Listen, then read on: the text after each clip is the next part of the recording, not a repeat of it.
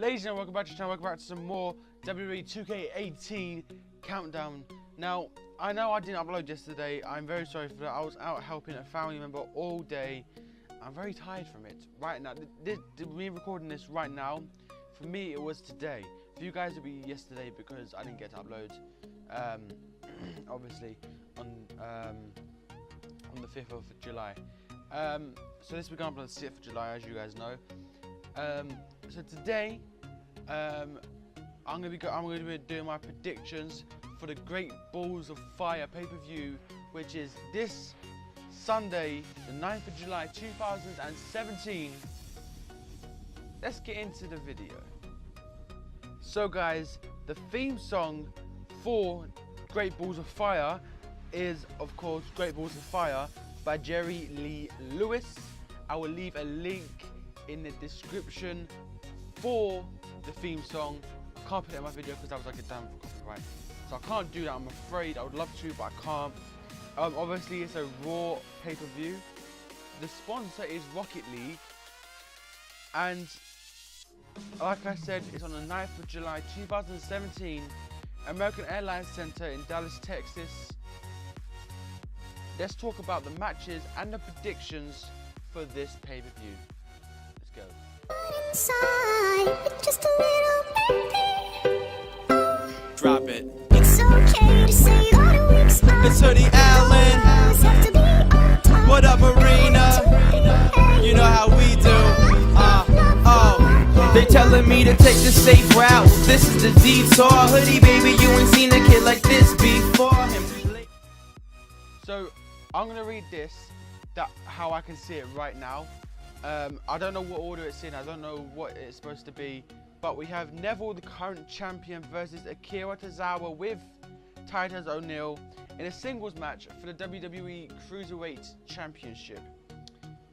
Now, I am going to go with Neville for this because he promised TJP a Cruiserweight Championship match, and I don't think I've seen that happen recently.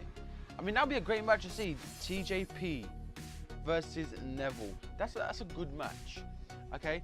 But we're not going to see that this time. We're going to see Neville versus Akira Tozawa.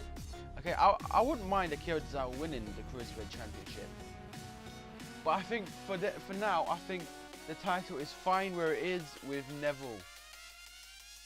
This next match is a singles match for the WWE Universal Championship. We have Brock Lesnar, the current champion, versus Samoa Joe.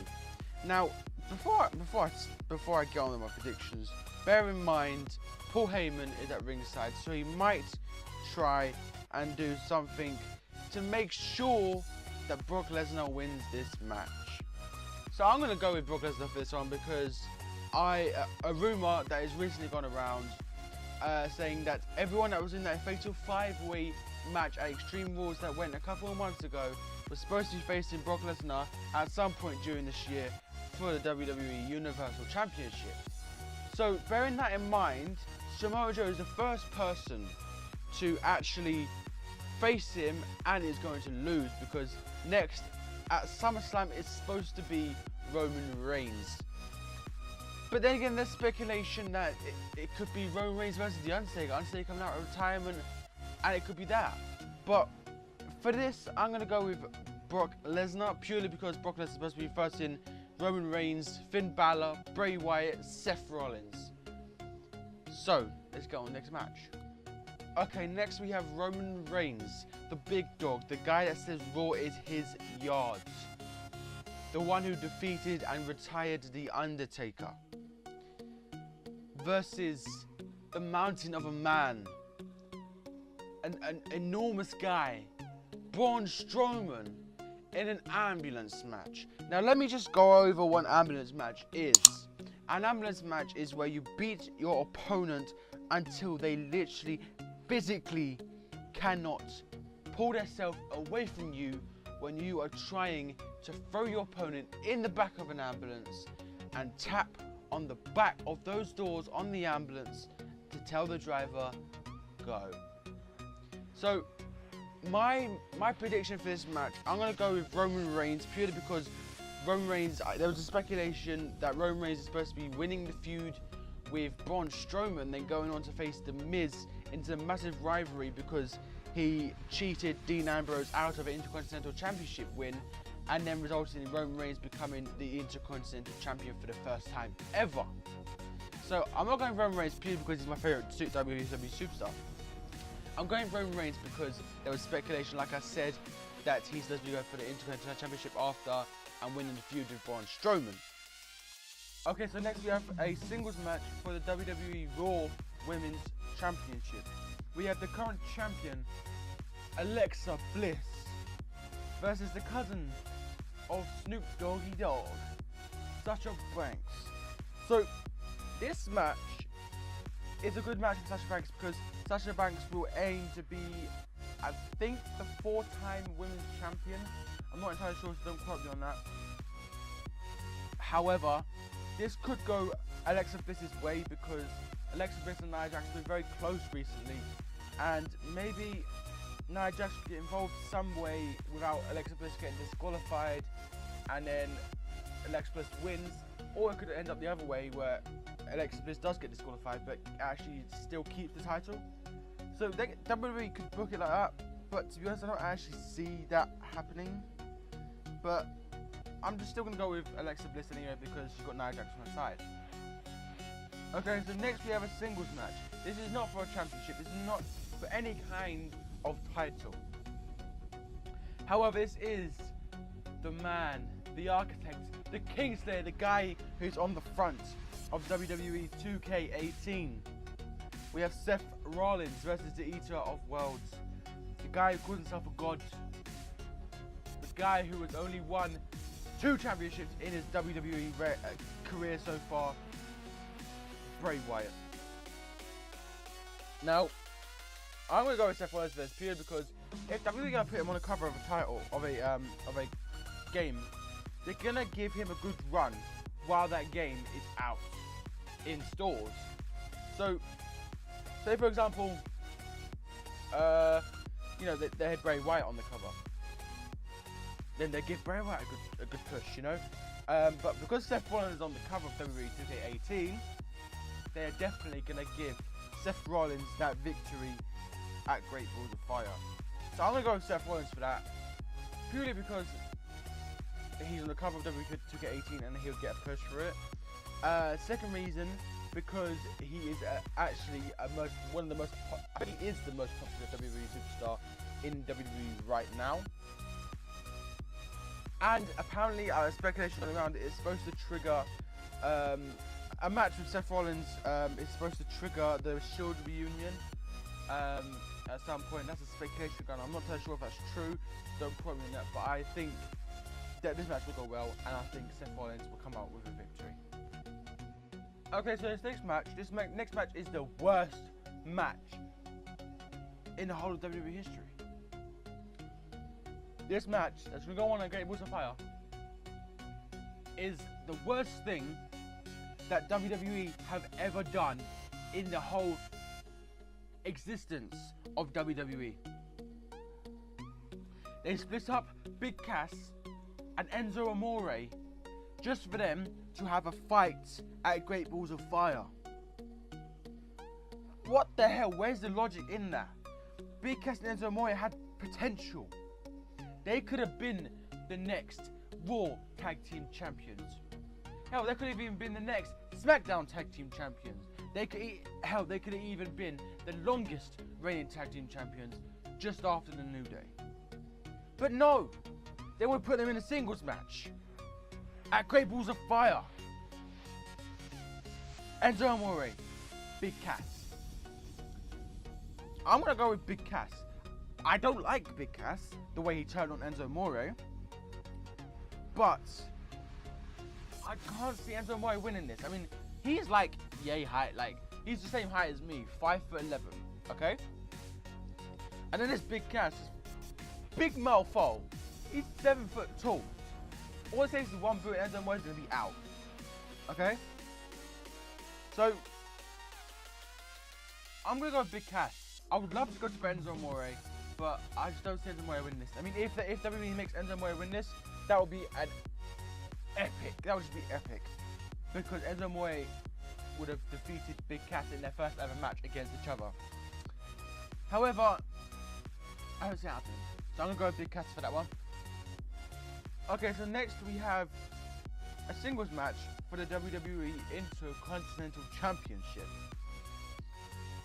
This is another bad match. It's not the worst match, because Enzo Amore and Big Cass is the worst match. But it is a bad match. We have The Miz, the current Intercontinental Champion, with Maurice, Bo Dallas, and Curtis Axel versus Dean Ambrose.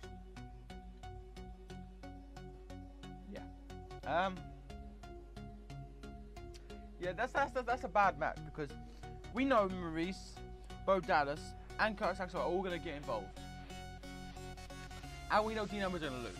Okay, I would love to say Dean Ambrose is going to win. But no. I'm going to go with the Miz for this one, because I know for sure that the Miz will either get disqualified or win, because Dean Ambrose got distracted by Maurice, Bo Dallas, or Curtis Axel. But then again, if the Miz does win, that could then trigger the rivalry between Roman Reigns and the Miz, and then result in Roman Reigns becoming the Intercontinental Champion. So, I'm going with the Miz for that one. Okay, this next match is getting a bit boring now. Cesaro and Sheamus versus the Hardy Boys. Yeah. It's kind of getting boring. We've seen quite a lot recently. I mean, I love seeing Matt Hardy and Jeff Hardy fight, because it's actually the first time I've seen them fight. When they returned to WrestleMania, I didn't know who it was. Like, I've heard of Matt Hardy, I've heard of Jeff Hardy, I heard them, they're good wrestlers, you know. But I've never actually seen their entrance. I never saw how they fight until WrestleMania. Now, I know who's doing this, because Sheamus is supposed to be taking time off of WWE, and now WWE does not allow anyone that's a champion to take time off. So therefore, they're going to give the titles to the Hardy Boys. Now, before I carry on with this, the match stipulation is a 13-minute Iron Man match for the WWE Raw Tag Team titles. Now, like I said, Cesaro is supposed to be taking time off. No, not Cesaro, sorry, Sheamus is supposed to be taking time off. And they don't allow anyone who is a champion to take time off, because they like active champions. So therefore, they're going to give the title to Matt Hardy and Jeff Hardy. And then apparently, I know all these things I'm telling you is all about Roman Reigns, Dean Ambrose, Seth Rollins, a lot, but it's what I've seen. Okay, Dean Ambrose and Roman Reigns are supposed to be becoming Raw Tag Team Champions, and then that's supposed to be another way that the Shield are going to reunite. I've read all this up before. I'm not entirely sure if it's going to happen. I hope it happens, because the Shield were one of the greatest factions in the whole world, and to be honest, the Shield breaking up was a bad thing that they did. I mean, if they could do the same thing for Enzo Amore and Big Cass breaking up, I think that would be good. But I think they only broke up Enzo Amore and Big Cass just purely because they're hoping for more Raw ratings.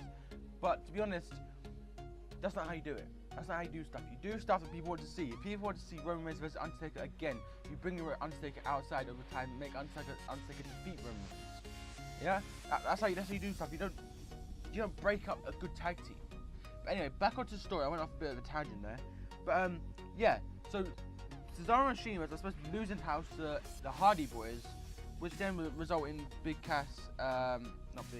Roman Reigns and Dean Ambrose going for the Raw Tag Team Championships. That sounds good. Roman Reigns being a Raw Tag Team, one half of the Raw Tag Team Champions and an Intercontinental Champion. Dean Ambrose being one half of the Raw Tag Team Champions, and then Seth Rollins being Universal Champion. That would be live. That would be so good. Like, all the titles within the Shield. I think they sort of did that before. But instead there was still the WWE Championship, the Heavyweight Championship out there still. So yeah, for that I'm going to go with the Hardy Boys. So guys, I hope you like these predictions. I just wanted to say quickly that the Cruiserweight Championship match is supposed to be in the pre-show. So if you haven't got a WWE Network, you can watch the Cruiserweight Championship match on YouTube. It'll be on the WWE YouTube live page. It's this Sunday. I hope you enjoyed this video. Be sure to smash the like button as hard as you possibly can. Subscribe if you haven't subscribed to my YouTube channel. And before I go, I'm very sorry that the daily uploads haven't been going as well recently. I've been helping out a family quite a lot, but it will be back on track very, very, very soon. Next video will be some WWE 2K18 news coverage that I have found out about WWE 2K18. Hope you enjoyed the video. I'll see you later. Drop it. It's okay to say all the weak spots. It's Hoodie Allen. Have to be on top. What up, Marina? You know how we do. They telling me to take the safe route. This is the detour. Hoodie, baby, you ain't seen a kid like this before him. Late night shooting for the moon like Warren. Them hits come out as soon as you hit recording. Born in America, Chevy and Ford, but these Greek ladies loving me. They saying he's foreign. Floored them, blew the crowd down by their boots.